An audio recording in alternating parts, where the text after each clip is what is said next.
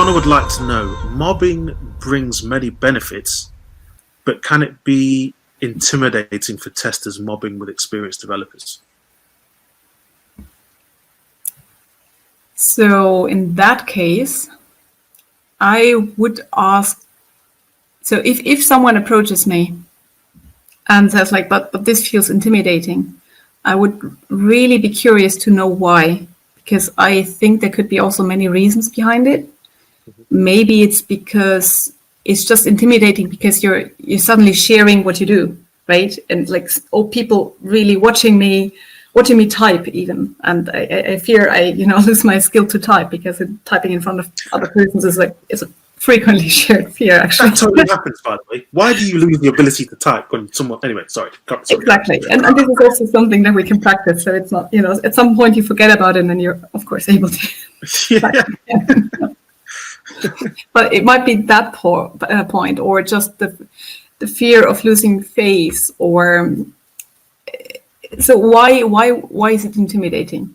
Maybe it's also because we're coming from a separate perspective and we're feeling, okay, we're separate roles.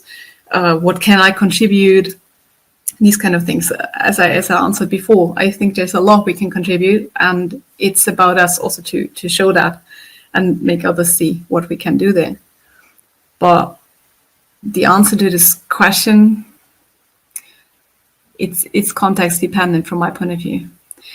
What can help? Well, what could help if I would see that someone else is struggling there, to really try to make it as welcoming and as safe as possible, to make sure everyone's voice is really heard, like theirs. So this. To see this really as a great opportunity that we can advocate for quality, for considering all the things, for also sharing knowledge, for example, skills regarding exploratory testing, to rather see it as opportunity and not as this big fear of, oh my gosh,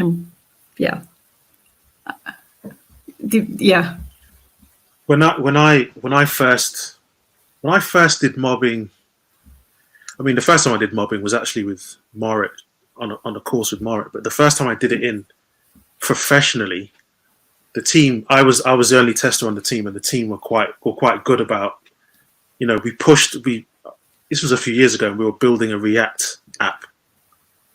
No one on the team had built one before. I obviously hadn't done one. So when we pushed this thing to production, it was like, oh yeah, Vernon's pushed his first code to production. Woo-woo.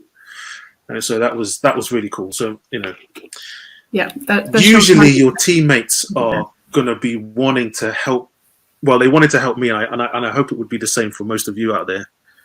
They're not gonna start trying to break out some Haskell and start doing some functional programming, or maybe they will. Maybe that's the context you're in.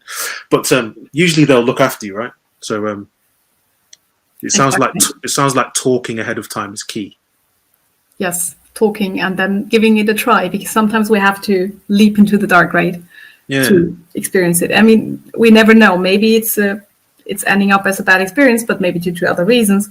Maybe it's a really, really great experience. So give it a try.